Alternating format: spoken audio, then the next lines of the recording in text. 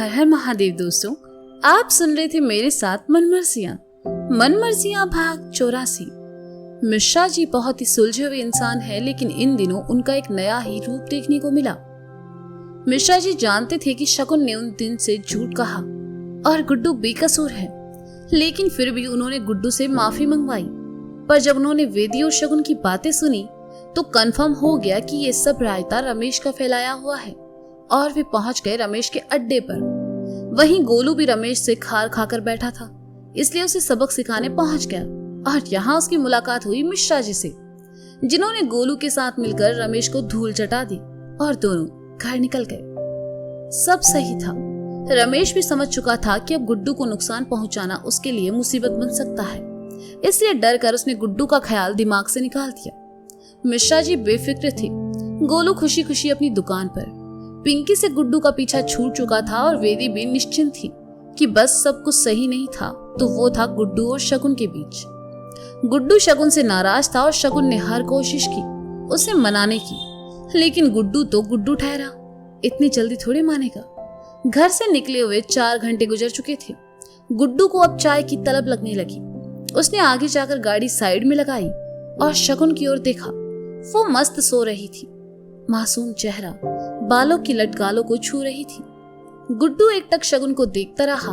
उसे एहसास हुआ कि उसने शगुन पर कुछ ज्यादा ही गुस्सा कर दिया था। शगुन को सोया हुआ देखकर गुड्डू का उसे जगाने का दिल नहीं किया। उसने अपनी कोहनी सीट से लगाई और सर हथेली पर टिकाकर सोती हुई शगुन को देखता रहा। शगुन ने नींद में गर्दन घुमाई और चेहरा गुड्डू की ओर कर लिया। उसकी सांसें गुड्डू के चेहरे से टकरा रही थी। पसीने की बूंदें शगुन के माथे पर झलक आई, जिन्हें देखकर गुड्डू ने शगुन के माथे पर फूंक मारी। हवा से शगुन के चेहरे पर एक सुकून उतर आया। गुड्डू मन ही मन कहने लगा, हमें परेशान करके कैसे आराम से सो रही है। गर्मी होने के बावजूद गुड्डू ने शगुन के साइड वाले कांच को खोलने के लिए हाथ बढ़ाया, लेकिन खिड़की खुली नहीं। गुड्डू को शगुन के थोड़ा नजदीक होना पड़ा और जैसे ही खिड़की खुली शगुन की आंख भी खुल गई और गुड्डू को अपने इतना करीब पाकर शगुन ने कहा, ये क्या कर रहे हैं आप? बस ऐसे ही हमारा मूड बन रहा है तुम्हें देखकर। गुड्डू ने आंखों में नशा उमड़ते हुए कहा। क्या? ये कैसी बातें कर रहे हैं आप? शगुन ने थोड़ा असहज होते हुए कहा। गुड्डू उसके थोड़ा करीब आया और धीमी आवाज में कहने लगा, वैसी बातें जैसे आज तक नहीं की तुमसे। तुम हो, हम है, सुनसान रास्ता है, बोलो क्या ख्याल है? शगुन ने सुना तो उसका दिल धड़क उठा। आज से पहले गुड्डू ने उससे इस तरह की बातें तो कभी की नहीं थी। ये सब सुनकर शगुन का दिल धड़क रहा था। उसने पीछे खिसकते हुए कहा, देखिए जो भी ख्याल है बिल्कुल सही नहीं है, आप हटिए प्लीज। गुड्डू चुपचाप शगुन को देखता रहा और फिर दूर हटकर कहा, चाय पीनी है तो बाहर आ जाओ। गाड़ी से उतरकर गुड्डू ढाबे वाले के पास चला गया। शगुन के साथ साथ मैंने भी चैन की सांस ली और सामने पड़ी बोतल से 2 घूंट पानी पीकर गला तर किया। शगुन गाड़ी से उतरी और गुड्डू की ओर बढ़ते हुए खुद से कहने लगी, ये गुड्डू जी को भी पता नहीं क्या हो जाता है, कभी कभी बहुत अजीब बिहेव करते हैं। शगुन आकर गुड्डू से कुछ दूरी बनाकर खड़ी हो गई। उसे देखकर गुड्डू ने लड़के से एक और चाय देने को कहा। लड़के ने शायद पहले ही पड़ी चाय गुड्डू को दे दी। गुड्डू ने एक घूंट पिया और उसी चाय से हाथ धोकर कहा, इससे अच्छा तो पानी दे देते। सॉरी भैया, दूसरी बनाते हैं। लड़के ने डरते हुए कहा। मेरा गुस्सा उस पर क्यों निकाल रहे हैं आप? शगुन को गुड्डू की यह हरकत नागवार गुजरी। गुड्डू शगुन के पास आया और कहा, अगर तुम चाहती हो तुम्हारा गुस्सा किसी और पर ना निकले तो ये बताओ कि सच क्या है। रमेश को बचाने के लिए तो तुम झूठ बोली नहीं होगी पिताजी के सामने। हाँ, कुछ बात तो है जो तुम हमसे छुपा रही हो। शगुन ने सुना तो गुड्डू से नजरें बचाते हुए कहा, ऐसा कुछ नहीं है गुड्डू जी। अबे तुम चाय दोगे या दे कंटाप तुमको? शगुन का जवाब सुनकर गुड्डू ने लड़के को डांटते हुए कहा, लीजिए भैया। लड़के ने जल्दी से चाय गुड्डू की ओर बढ़ाकर कहा। गुड्डू ने चाय ली और जाकर कुर्सी पर बैठ गया। लड़के ने शगुन को चाय दी तो शगुन ने धीरे से लड़के से कहा, सॉरी भैया, वो थोड़ा गुस्से में है, आप उनकी बात का बुरा मत मानिएगा। जवाब में लड़का हल्का सा मुस्कुरा दिया। शगुन चाय लेकर गुड्डू के सामने आकर बैठ गई और कहा, ये कैसा व्यवहार है आपका छोटू के साथ? देखो शगुन गुप्ता, बात ऐसी है, पता तो हम लगा लेंगे कि बात का है, लेकिन तुम वो दोस्त कही थी ना हमें, बहुत ही अच्छी दोस्ती निभा रही हो तुम, गुड्डू ने कहा। ये क्या शगुन गुप्ता लगा रखा है आपने? शगुन ने चिढ़ते हुए कहा, हमारी मर्जी, हम तुम्हें शगुन बुलाएं या शगुन गुप्ता, तुम हो ना, बात को घुमाओ मत, गुड्डू ने चाय पीते हुए कहा। पता है गोलू भैया सही कहते हैं, आप बहुत ही जिद्दी इंसान हैं। कहते हुए शगुन दूसरी ओर टेबल पर जाकर बैठ गई। गोलू तो एक नंबर का बैल है, जब से तुम्हारी संगत में आया ना तब से वो भी हमसे बातें छुपाने लगा है, दोनों ने मिलकर हमारी जिंदगी की बत्ती लगा रखी है, गुड्डू बड़बड़ाया, जो कि शगुन को साफ सुनाई दे रहा था। शगुन ने वहीं बैठे बैठे जवाब दिया, गोलू जी बैल है, पर आप तो समझदार होंगे ना, फिर क्यों बहस कर रहे हैं? कहा है कि हमको आदत पड़ चुकी है ना मास्टरनी तुम्हारे लेक्चर सुनने की। गुड्डू ने भी इस मीठी नोक झोंक को आगे बढ़ाते हुए कहा, हाँ तो मास्टरनी बनना भी कोई बुरी बात नहीं है। शगुन को इस बार गुस्सा आ गया, बात कहां से शुरू हुई थी और अब कहां पहुंच चुकी थी। गुड्डू कहां रुकने वाला था, उसने भी जवाब में कह दिया, हाँ तो हमें ना सिखाओ कि हम कहां है। शगुन ने गुस्से से दूसरी ओर मुंह कर लिया। चाय वाला लड़का काफी देर से दोनों की प्यार भरी बहस देख रहा था। वह गुड्डू के पास आया और कहा, भैया काहे नाराज होते हो, इन्हीं झगड़ों से तो प्यार बढ़ता है। गुड्डू, जो कि अपने आप में ही बवाल है, उसने लड़के की ओर देखा और कहा, बेटा ऐसा है, ज्यादा चौधरी ना बनो, जाकर बिल लेकर आओ। बेचारा लड़का, आज तो तय था कि गुड्डू का सारा गुस्सा उस बेचारे पर ही निकलना था। गुड्डू ने बिल दिया और वापस से एक चिप्स का पैकेट भी ले लिया। शगुन गुड्डू से पहले ही आकर गाड़ी में बैठ गई और मुंह घुमा लिया। गुड्डू जानबूझकर शगुन को गुस्सा दिला रहा था ताकि वह गुस्से में आकर ही सही उसे सच बता दे, लेकिन गुड्डू की तरकीब काम नहीं आई। वह आकर गाड़ी में बैठा और चिप्स का पैकेट शगुन की ओर बढ़ा दिया। शगुन अब गुड्डू से गुस्सा थी, तो उसे लगा गुड्डू से मनाने के लिए चिप्स लेकर आया है, तो उसने उसे वापस गुड्डू की ओर बढ़ाकर रूखे स्वर में कहा, मुझे नहीं चाहिए। हाँ तो तुम्हारे लिए लेकर भी नहीं आए हैं, हम अपने लिए लेकर आए हैं, खोलो और खिलाओ हमें, गुड्डू ने कहा। तो शगुन उसकी ओर देखने लगी। शगुन को अपनी ओर देखते पाकर गुड्डू ने गाड़ी स्टार्ट करके आगे बढ़ाते हुए कहा, घूर कर रही हो, हम गाड़ी चला रहे हैं, खुद से ना खाए पाएंगे, इसीलिए बोल रहे हैं खिलाओ। शगुन, जो कि कुछ देर पहले गुड्डू से गुस्सा थी, उसकी मासूमियत देखकर उसका मन फिर से पिघल गया। उसने पैकेट खोला और एक चिप्स निकाल कर उसकी ओर बढ़ा दी। गुड्डू मुस्कुरा उठा और खा लिया। ये पहली बार था जब शगुन उसे अपने हाथों से खिला रही थी। आधे चिप्स खाने के बाद गुड्डू ने कहा, ई तुम खाई लो। शगुन को भूख नहीं थी, उसने पैकेट को बंद किया और सामने रख दिया। शगुन और गुड्डू दोनों चुप। गुड्डू तो चाहता था कि शगुन उससे बात करे, लेकिन शगुन नहीं चाहती थी कि उसे गुड्डू की फिर कोई बहस सुननी पड़े, इसलिए चुपचाप बैठी थी। खामोशी तोड़ने के लिए गुड्डू ने वापस म्यूजिक सिस्टम ऑन किया। सिस्टम पर कोई पंजाबी गाना बजने लगा, जो कि शगुन को बिल्कुल समझ नहीं आ रहा था, लेकिन गुड्डू एंजॉय कर रहा था। जैसे गुड्डू था, उसकी पसंद भी थोड़ी अजीब ही थी। गाना कुछ यूं था, समझ गए ना, मैं ही गाऊंगी, सुनना पड़ेगा, सुनो। हाँ रौनक हो जो घट वे चल मेले नू चली,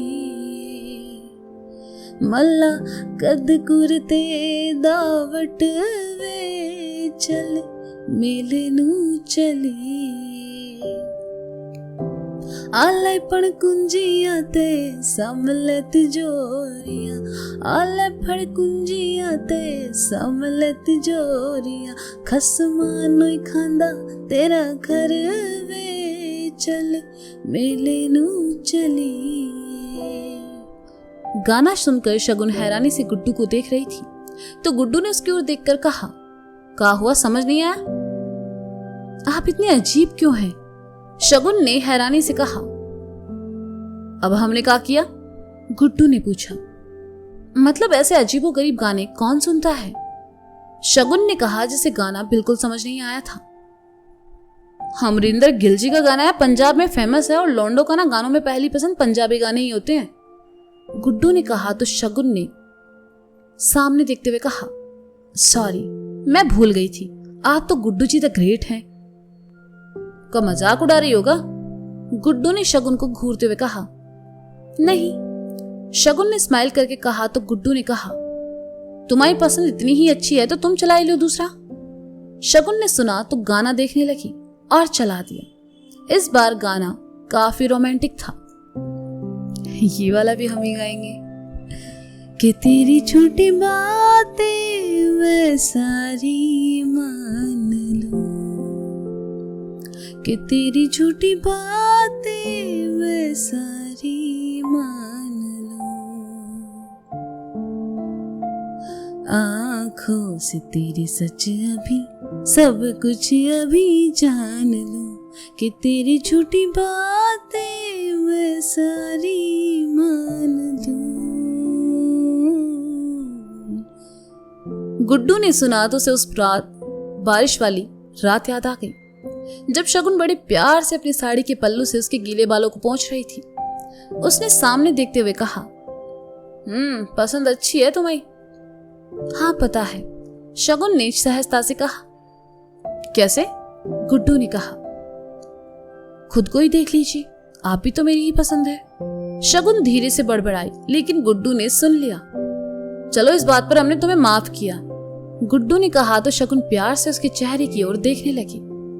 तो गुड्डू ने देखा और उसे थोड़ी शर्म आ गई और उसने कहा, ऐसे मत देखो, हमें शर्म आ रही है। मुस्कुराकर शगुन दूसरी ओर देखने लगी और फिर मन ही मन खुद से कहा, मुझे गुड्डू जी से वो बात छुपानी नहीं चाहिए, रमेश के बारे में इन्हें बता देना चाहिए। गुड्डू जी? शगुन ने गुड्डू की ओर पलट कर कहा।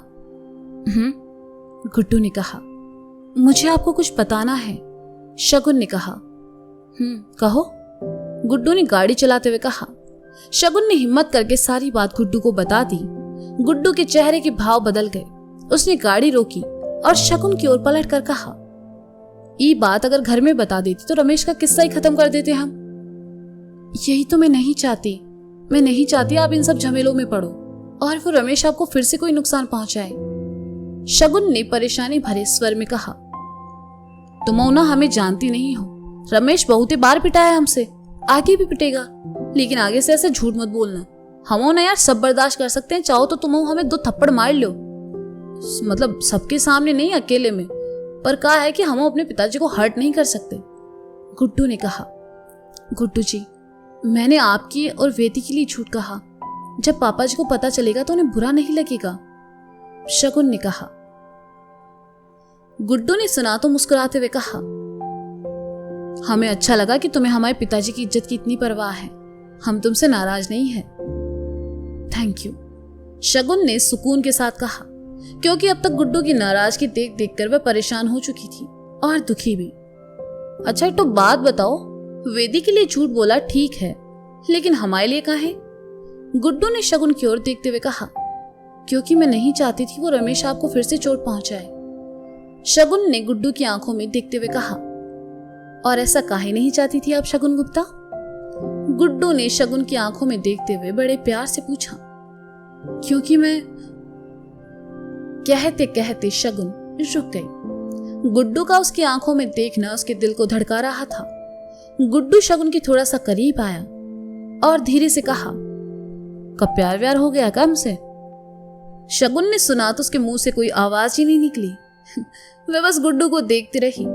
शगुन को चुप देखकर गुड्डू पीछे हटा और हंसते हुए कहा, अरे मजाक कर रहे हैं, चलते हैं वरना बनारस पहुंचने में देर हो जाएगी। कहकर गुड्डू ने गाड़ी स्टार्ट की और आगे बढ़ा दी। शगुन खामोशी से सामने देखने लगी। उसका दिल अब भी धड़क रहा था। क्या सच में गुड्डू ने उसकी आंखों में उस प्यार को देख लिया था जिसे वह अब तक उससे छुपाते आ रही थी? गुड्डू ने गाने की आवाज और स्पीड दोनों बढ़ा दी। गाने के बोल शगुन के कानों में पड़े और वह बड़े ही प्यार से गुड्डू को देखने लगी, जो कि गाड़ी चलाने में मस्त था। तू होगा जरा पागल, तूने मुझको है चुना। तू होगा जरा पागल, तूने मुझको है चुना। कैसे तूने अनकहा सब सुना, तू होगा जरा पागल, तूने मुझको है चुना। तो दोस्तों ये था मनमर्जियां भाग 84। इसका अगला भाग आप जल्द ही सुनेंगे मेरे साथ। अब तक के लिए शुक्रिया, अपना ख्याल रखिए और हाँ, सुनते रहिए मनमर्जियां। और एक बात मैं आप लोगों से भी कहना चाहूंगी कि आप सब भी पागल ही हैं जो मुझे सुन रहे हैं और मुझे चुना है। पर शुक्रिया, बहुत बहुत शुक्रिया इस प्यार, इस मोहब्बत के लिए। आप लोग ऐसे ही मुझे अपना वक्त देते रहे, मैं आप लोगों के लिए ऐसी कहानियां लिखती रहूं, उन्हें सुनाती रहूं और आप सबका प्यार मुझे मिलता रहे। तो बहुत बहुत शुक्रिया और हर हर महादेव। और हाँ, बाय बाय।